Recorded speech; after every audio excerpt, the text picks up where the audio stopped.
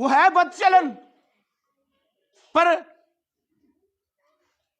उस दिन उसको पता चल गया इस शहर में यीशु आ गया है। अब वो उस शहर में यीशु आया है और किसी घर में खाना खाने बैठा है।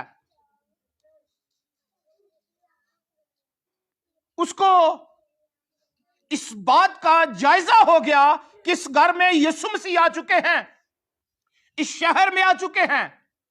अगर आज यीशु मसीह के पास ना गई तो सारी जिंदगी ठोकरें, रसवाई और लानत मेरा मुकद्दर बनी रहेगी, और ना सिर्फ दुनिया में जिल्लत का निशाना बनूंगी, बल्कि इस दुनिया से जाने के बाद भी मेरा कोई ठिकाना नहीं होगा।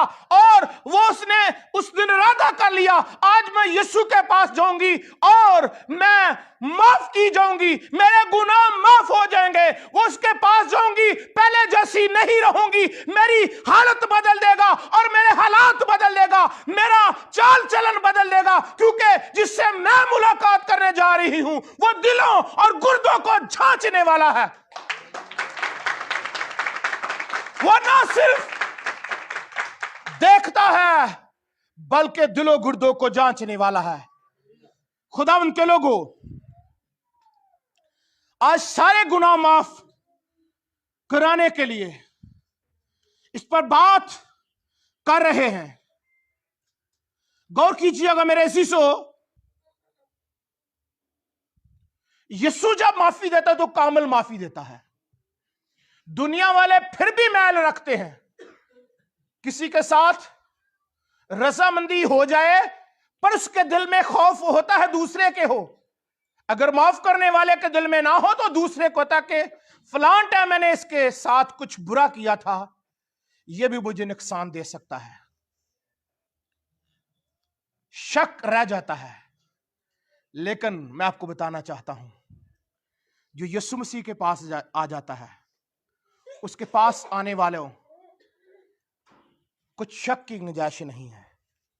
क्योंकि खुदावंद के कलाम में अगर हम ज़बूर 103 में पढ़ें तो वहां पर लिखा है, वो तेरी सारी बदकारी को बख्शता है। 50% नहीं, या 99% या 90%, या फिर थोड़ी सी।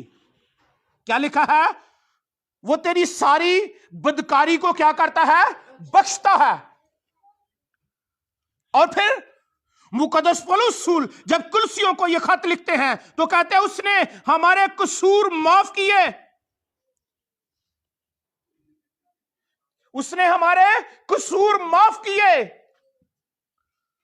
मुकद्दस दाऊद कहता है वो हमारी सारी बदकारी को बख्शता है। मुकद्दस पौलुस रसूल कहता है कि वो उसने हमारे सारे कसूर माफ किए।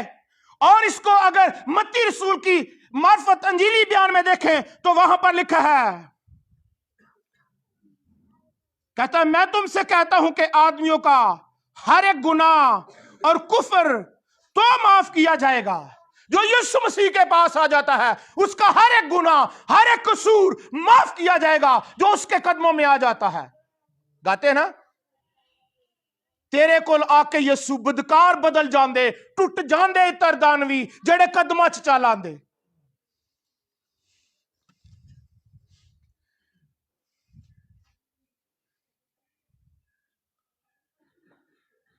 रोगियां नू सारे रोग मटावन वालिया मेरी जिंदगी पुकारे तनु, बेड़े पार लगावन वालिया मेरी जिंदगी पुकारे तनु। यह सबसे अहम नुक्ता है।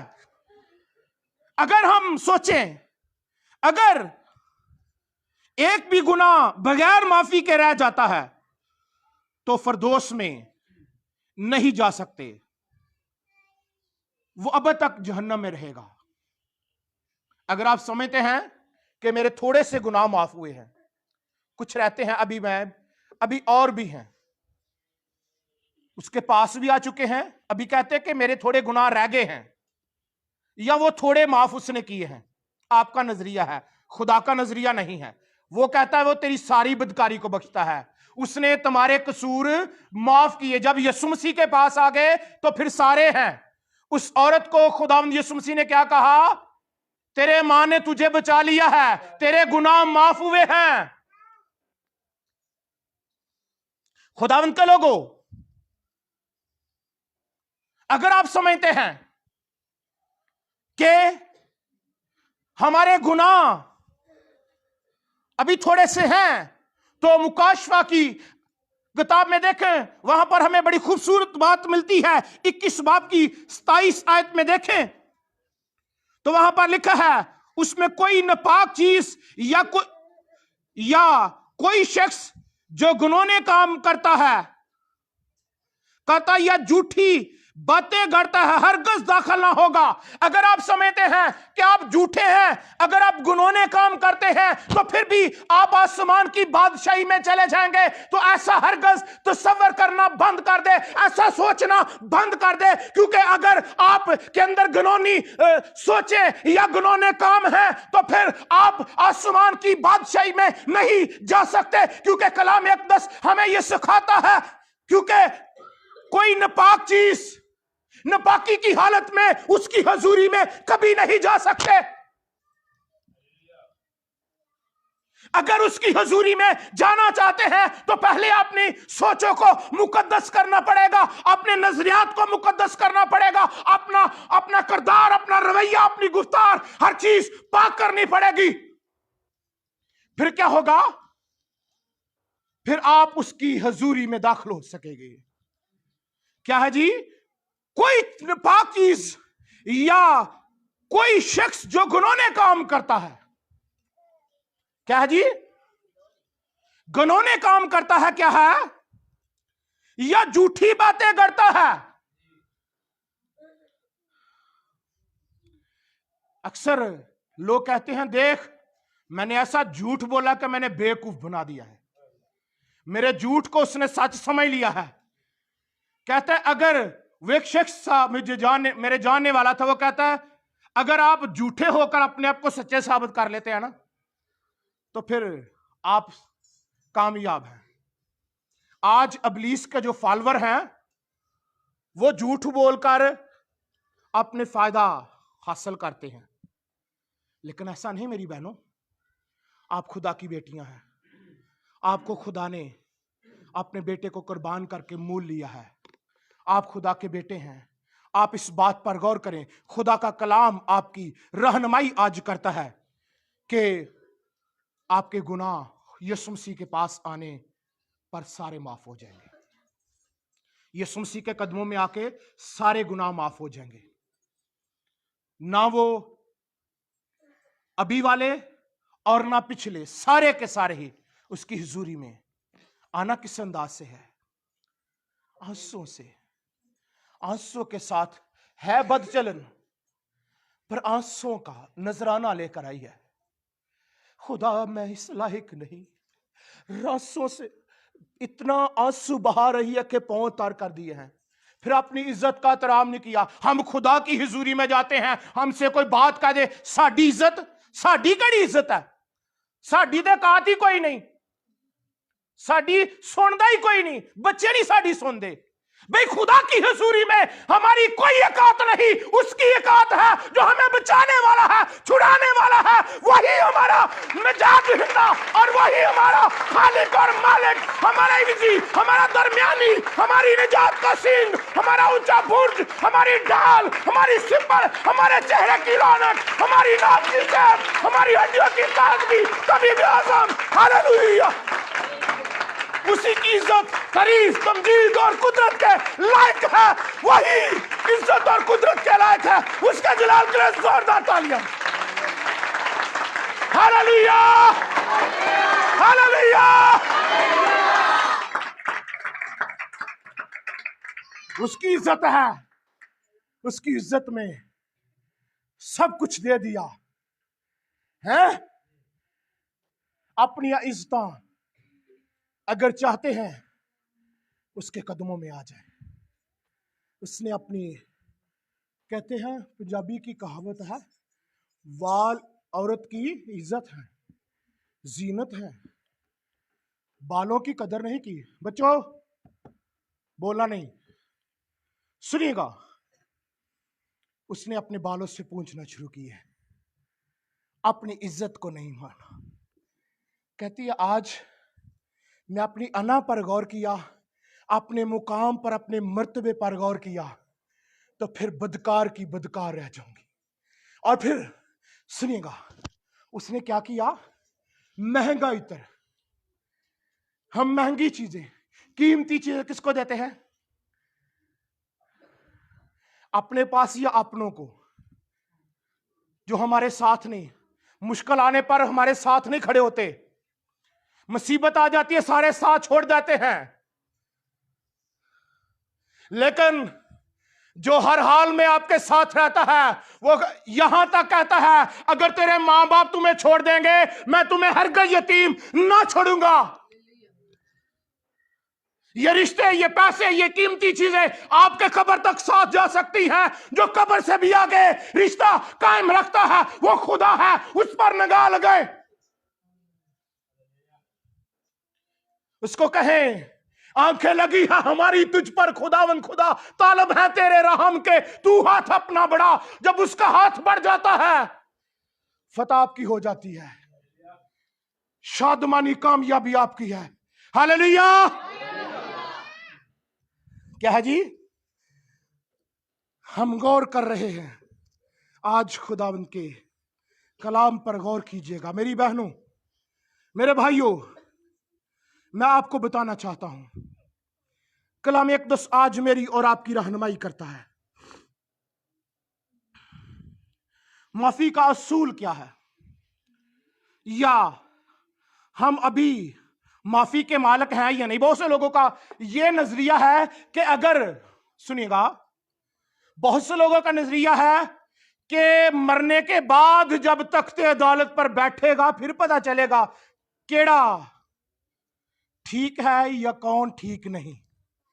तब हमें पता चलेगा, मौत के बाद पता चलेगा हमें माफी मिल चुकी है या नहीं।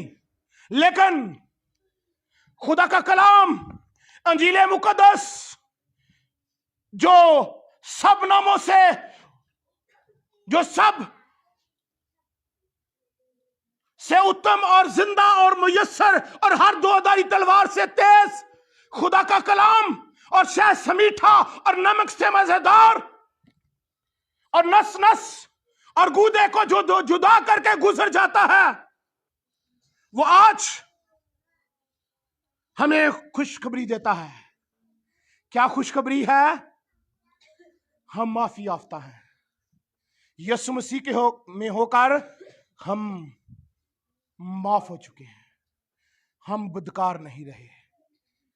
इसियों का मुसन्निफ कहता है हमको उसमें उसके खून के वसीला से मखलसी यानी कसूरों की माफी हासिल है। खून के वसीला से क्या है जी? खून के वसीला से मखलसी यानी कसूरों की माफी हासिल है, जिससे उस औरत को फौरी तौर से माफी मिल गई।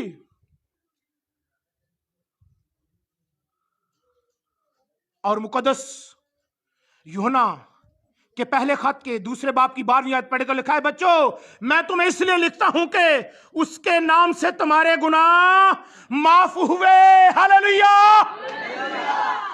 उसके नाम से तुम्हारे गुनाह माफ हुए हैं। हमें खुशखबरी अंजील का मुस्बत पैगाम यह है कि हमें माफी मिल चुकी है। हमें शक नहीं करना। क्या है जी? शक नहीं करना। शक करने वाला शख्स समंदर की लहर की मानंद जो उछलती और बहती, ऐसा शख्स ये ना समझे मुझे खुदावन से कुछ मिलेगा। मेरे अजीजों, माफी की शर्त क्या है? माफी के मालिक तो हो गए, शर्त क्या है?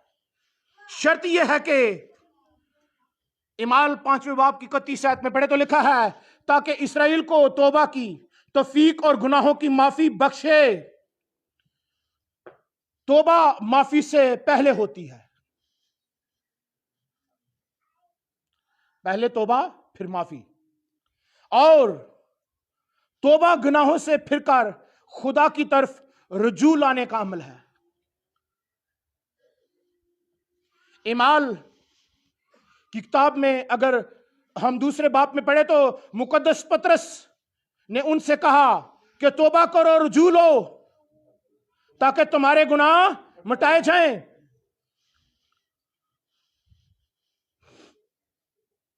खुदावंद के लोगों, ईमान, जिस उस औरत का ईमान खुदा पर बन गया तो लिखा है तेरे मां ने तुझे बचा लिया, और उसको माफी मिल गई। और तीसरी बात इकरार है। यूहन्ना के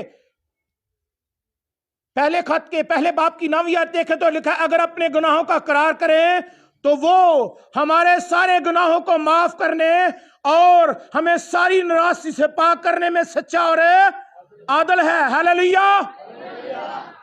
खुदावंद के लोगों, जिसका गुनाह इकरार, मैं आपको बताना चाहता हूं, जिस गुनाह का इकरार ना किया जाए उसकी माफी नहीं मिल सकती। हमें दुआएं मांगने से भी जब तक इकरार नहीं करते यीशु के सामने आकर, हैं इकरार हम तो छिपाते हैं। नहीं, खुदा हमें जान रहा होता है। गो कि हम माँ बाप को धोखा दे रहे होते हैं, पास्टर साहब को धोखा दे रहे होते हैं। बेटियां, बेटे, गौर कीजिएगा बेटा, आप शायद माँ बाप को तो धोखा दे सकते हैं, लेकिन लश्करों के खुदा को धोखा नहीं दे सकते। इब्लीस तब तक आपकी जिंदगी पर, आपके खानदान पर वार करता रहेगा, या आपको डराता धमकाता, या आपकी सोचों और नजरियात पर गालिब आता रहेगा, जब तक आप यीशु को अपनी जिंदगी से दूर रखेंगे। जब यीशु के लिए अपना दिल खोल देंगे, अपना मुंह खोल देंगे, सुनिएगा मेरी बहनों, जब यीशु के लिए अपना मुंह खोलेंगे, अपना दिल खोलेंगे, तो फिर इब्लीस आपको छू नहीं सकता। उसने महंगा इत्र यीशु के ऊपर अंडेल दिया, और आज महंगी चीजें यीशु के पास लाने के लिए दिल में क्या होता है, बड़ी तकलीफ होती हूं। सालाना शुक्रगुजारी आ रही है, ये 11वें महीने के दूसरे हफ्ते में सालाना शुक्रगुजारी हम कर रहे हैं। ये भी आपको बताना चाह रहा हूं। बहुत से लोगों ने कहना नहीं कोई गल नहीं, खैर है, ऐसे आज चर्च ही नहीं जावांगे। मैं आपको बताना चाहता हूं मेरी बेटियों, जब अपनी कीमती चीजों उसको दे देते हैं, आपका दिल उसकी तरफ लग जाता है। जहां तेरा माल है वहां तेरा दिल भी लगा। और माल तो हम हैं, जिस तरह वो हननिया सफीरा ने किया था ना, कुछ घर छोड़ दिया। हम खुदा के लिए मखसूस करके भी कुछ घर छोड़ देते हैं। हम 10% कह के भी हम कहते कोई बात नहीं, एने के दे देने। क्यों भाई जी, इस तरह ही है ना। ऐसा पर सब काफी पैसे देने सा ते एने कसी ऐ नहीं है, कोई गल नहीं, खैर है। हननिया सफीरा ने भी की क्या ही, एने कि ने भाई जी, एने कि ने। बाद च बीवी भी आई, हाँ भाई जान एने ही सा। दोनों मौत के घाट उतर गए झूठ बोलने पर। खुदा आपको कितनी बरकतें देता है, साल भर आपको खुदा बरकतें देता है। क्या आज गौर कीजिएगा कि एक साल में आप पूरे साल की शुक्रगुजारी जब लेकर जाएं, आपका दिल भी खुला हो, आपका जहन भी खुला हो, इस बात के लिए कि मैं पूरे साल की शुक्रगुजारी लेकर जा रही हूं या जा रहा हूं। जिस तरह हमें बड़ी बरकत लेने जाना होता है, अपने पहले फलों से खुदावंद की शुक्रगुजारी करो। उसने आपको माफ कर दिया है, पूरा माफ कर दिया, आपके गुनाह माफ कर दिए हैं, और पूरी शुक्रगुजारी उसके हुजूर लेकर जाना है। हालेलुया। Hallelujah, hallelujah. तो खुदावंद को अव्वल दर्जा देना है।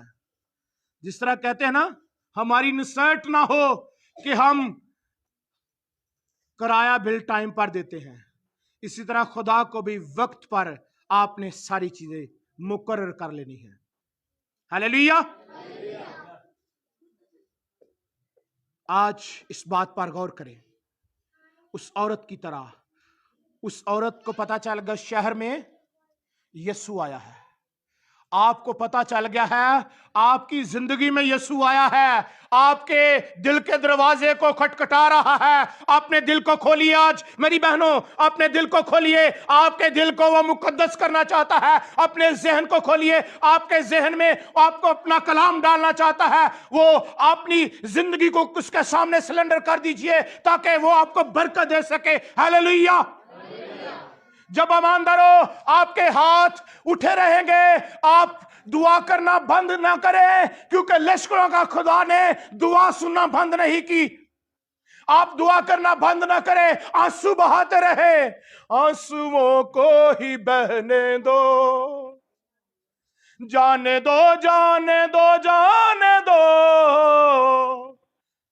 दुनिया वालों ना रोको मुझे। प्यासी हिरनी हूं यीशु तेरे प्यार की, दिल में चाहत है तेरे दीदार की।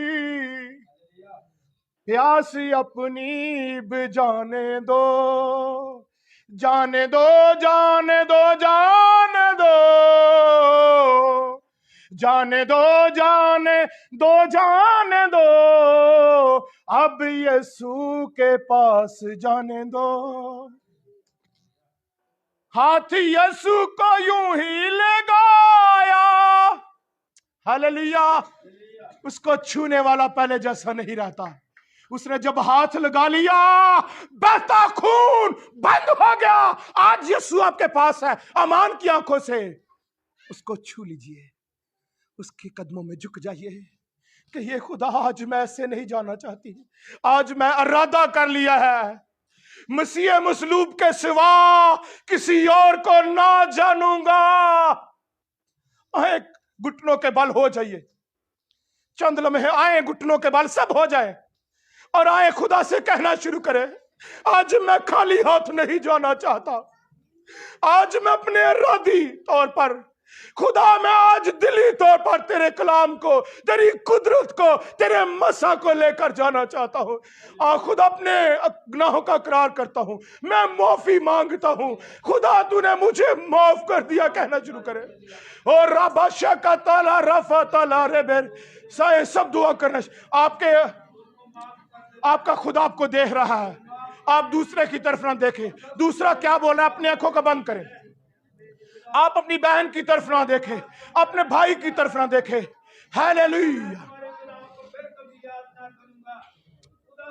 आए आज कहें, खुदावन आज मैं खाली हाथ नहीं, हाथ यीशु को यूं ही लगाया, उसकी कुदरत है, मुझको बचाया। ओ तेरा शुक्र हो खुदावन, मैं कुछ नहीं, खुदा अपनी जात में कुछ नहीं, खुदा अपनी लापरवाही सुस्ती का करार करता हूँ। खुदा मुकद्दस कर दे। खुदा मेरी हालत और हालात बदलने की कुदरत सिर्फ आप ही के पास है। खुदा दुनिया वाले तो मजाक उड़ा सकते हैं, दुनिया वाले तो तमक्सर उड़ाते हैं, पर तू खुदा मुझे प्यार करता है। खुदा तू मुझे प्यार करता है, खुदा तुझे मुझे मोहब्बत करता है, तूने मुझे माफ किया है। खुदा तूने मेरी सारी निराशी को बख्श दिया, तूने मुझे खुदा माफ कर दिया। तू मेरी बदकिरदारियों को सामने नहीं लाता। मैं अपनी सारी हालत के साथ, अपनी नाकामियों के साथ तेरे सामने, खुदा मैं अपनी नाकामियों को दूर करता हुआ तेरे सामने आता हूँ। मैं तेरा मुकद्दस बेटा अपने गुनाहों को दूर करके तेरे हुजूर आता हूँ। आए मेरी बेटी कहना शुरू कीजिए, आपकी आवाज आलम बाला तक सुनाई दे, ताकि लश्करों का खुदा आपको बरकत दे सके। आए कहना शुरू करे खुदावंद, आए मेरी बहन, यीशु आज को बरकत देना चाहता है। आज आपकी बदनी कमजोरी, आपकी रूहानी कमजोरी, आपकी खानदानी कमजोरी दूर करने को है।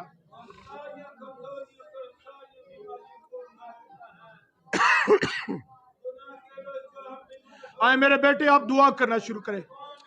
आए चंद लम्हे उसके हजूर,